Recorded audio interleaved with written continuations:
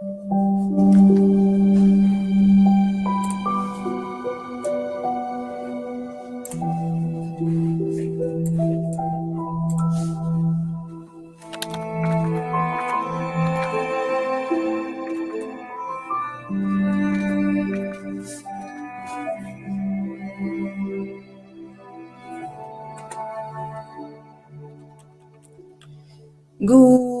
morning, dear friends.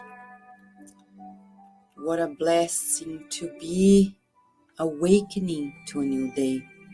It's always a new beginning, and God is inviting us to renewal, but renewal in the good. Today, Emmanuel in chapter 28 of the book Vineyard of Light, psychographed by the medium Chico Xavier. He talks about our pilgrimage. He quotes Paul in a letter, unique letter, that he himself wrote to the Hebrews, chapter 13, verse 14. For this world is not our permanent home. We're looking forward to a home yet to come.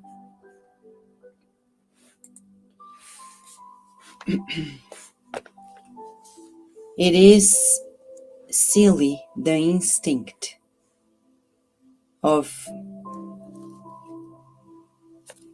appropriation that happens inside of humanity. Isn't our planet Earth comparable to a big cosmic car where the spirit encounters itself in educational travel? If the individual remains in material abundance, he or she only goes by in more comfortable rooms.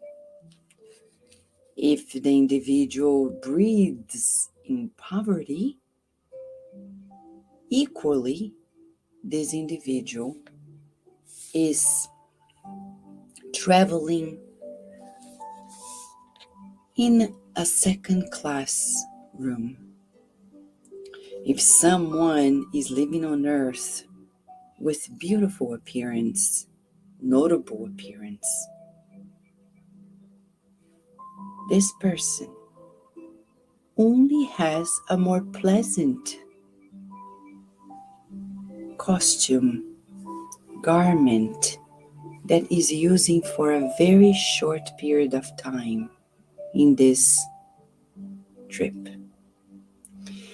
If that person shows less pleasant, less perfect, less beautiful traits, again, temporarily this person has this garment, but one day will have a more beautiful one. No matter how much the impulse of possessing creates disturbances and discord in the world, the reality is that humanity does not possess anything in the soil of the earth. Every material possession that one wants to possess will be passed on to other hands. In the good and in the assets that remain attached to our name, even the body that we judge exclusively ours, they will go through modifications each day, pushing us to renewal and to improve ourselves for immortality. If you are not blind regarding the laws of life, if you have already awakened your understanding to higher heights, examine in time where you're going to live temporarily. the transportation of your human existence in the sudden stops of death. Mamma mia, really, Emmanuel? Emmanuel is certainly, now he prepared us previously for this moment when we need to think about the very moment. He says, death may happen at any time. That doesn't mean we need to be in panic or constantly thinking like, oh my gosh, am I gonna die today? Is this gonna happen? Should I go there? Should I stay here? No, no, no. He's saying about what's happening in our hearts. Because we don't need to worry about death, because when it happens, and it's not the end. And we have gone through previous times in previous lives. But what is important is to know our heart, where our heart is. Because if we are battling with people because of material things, no matter what it is, we will not be prepared. So today, it's Detachment Day. Yes, we're being asked to let go of our attachments, because not even the body stays with us. Though blessed, it will stay. What a lesson for us. You know why it is hard? Because we're very attached. For those who are detached, this lesson is easy peasy. But for the rest of us who are still holding a lot of attachments in the heart, sometimes it's the relationship with family members that we have not sublimated. Sometimes it's about material possessions. Sometimes it's about the very physical body. Then we will need greater coaching of the heart. Let us visualize the Christ today coaching us very kindly and firmly, saying, let go to let God. Let go to let God, my friend. And let us visualize that God possesses everything. And we are temporarily using whatever He gives so we can grow, co-create with Him. You are important. There are people who need you. So let us then open our hearts to them and sublimate our possessions. Let us pray, dear friends, shall we?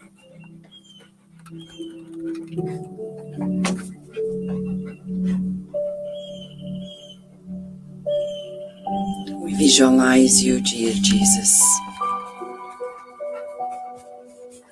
as the captain of this beautiful, wonderful planet, leading us to our progress, leading us to greater understanding, leading us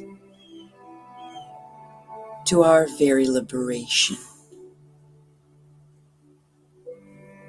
We visualize you right here now with us, looking at each one of us with your loving kindness, rebalancing our minds and bodies, renewing our hope, renewing our strength. We visualize our homes with you. In your loving heart emanating rays of light to every room, at every corner, illuminating, shedding kindness. May we build here a fortress of kindness, starting in our thoughts and feelings, words and actions. We visualize our loved ones enveloped by your light of protection and inspiration, and loving angelic beings operating with you, distributing right now baskets of healing light with remedies for the mind and the bodies. We visualize a helmet of hope enveloping each of our heads so we can sustain thoughts of trust in God, in you, in the future, feeling the joy of this moment in spite of any challenges. And throughout this day, wherever we go, we repeat to ourselves, Jesus, please lead us in your love and light. Jesus, please lead us in your love and light today. May all the people who have their names in the book of prayer at Cardiac Radio and the Spirit Society of Virginia receive the visit of your messengers, caring for their issues, bringing solutions, consolation, new strength. Thank you. Thank you a million times for coming to us, for leading us into the light, the imperishable light of God's love. May we stay with you today and always, and so be it.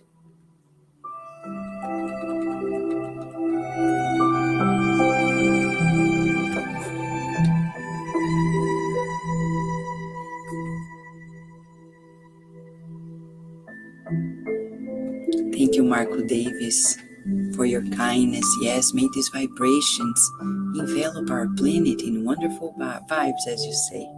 Thank you. And friends, as we are here, let us not forget, it's an invitation. We are traveling on Earth. People are like, oh, I want to travel. We are already traveling. And we are traveling towards the light of God. Progressing, right? Yes, Lupi. Yes. We're progressing. And let us do our share. Detach. It's Detachment Day. Thank you, Slavic. Thank you, Beth. Thank you, Salmi. Thank you, Marco. Thank you, Narciso. Thank you, John. Thank you, Gabriel Inácio. Thank you, Daisy. Yes, John De Rosa, this is exactly what we needed today.